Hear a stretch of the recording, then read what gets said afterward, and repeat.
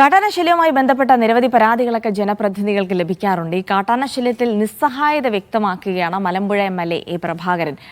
Rail fencing ഉൾപ്പെടെ സജ്ജമാക്കാൻ കേന്ദ്രം പണം തരുന്നില്ലെന്നാണ് അദ്ദേഹം പറയുന്നത്. നിയമസഭയിൽ നിരവധി തവണ പ്രശ്നങ്ങൾ ഉന്നയിച്ചിട്ടും നടപടി ഉണ്ടായിട്ടില്ലെന്നും എം.എൽ.എ. പറയുന്നു. ജനവാസ മേഖലകളിൽ കാട്ടാനകൾ ഇപ്പോഴും തുടരുകയാണെന്നും എം.എൽ.എ. സ്ഥിരീകരിക്കുന്നു. കാട്ടാന ആക്രമണത്തിൽ കൊല്ലപ്പെട്ട മുണ്ടൂർ കയറങ്കോട് സ്വദേശി അലന്റെ വീടിന് സമീപം കഴിഞ്ഞ ദിവസം വീണ്ടും കാട്ടാനക്കൂട്ടം എത്തി. വനംവകുപ്പ് ആനകളെ ഉൾക്കാട്ടിലേക്ക് തുരത്തിയാലും ഇവ വീണ്ടും തിരികെ എത്തുമെന്ന പ്രദേശവാസികൾ പരാതിപ്പെട്ടു. ഇത് സ്ഥലം എം.എൽ.എ. കൂടിയായ എ. പ്രഭാകരനും സ്ഥിരീകരിക്കുകയാണ്. ശാശ്വതമായ പരിഹാരം ഫെൻസിംഗ് സ്ഥാപിക്കുക എന്നത് മാത്രമാണ്. ഇതിന് കേന്ദ്രത്തിന്റെ ഭാഗത്തുനിന്നും യാതൊരു സഹായവും ലഭിക്കുന്നില്ലെന്ന് എം.എൽ.എ. പറയുന്നു. RRT അംഗങ്ങളുടെ കൃത്യമായ നിരീക്ഷണമാണ് മറ്റൊരു പോംവഴി. എന്നാൽ ഇതിനാവശ്യമായ ജീവനക്കാരില്ല. പ്രശ്നങ്ങൾ നിരവധി തവണ നിയമസഭയിൽ ചൂണ്ടിക്കാട്ടിയതോടെ പരിഹാസ്യനാകുന്ന സ്ഥിതിയാണെന്ന് എ. പ്രഭാകരൻ പറഞ്ഞു. ഈ നീണ്ടുകിടക്കുന്ന വനമേഖലയായതുകൊണ്ട് എത്ര ആൾക്കാരെ പോസ്റ്റ് ചെയ്താലും മതിയാതെ വരും.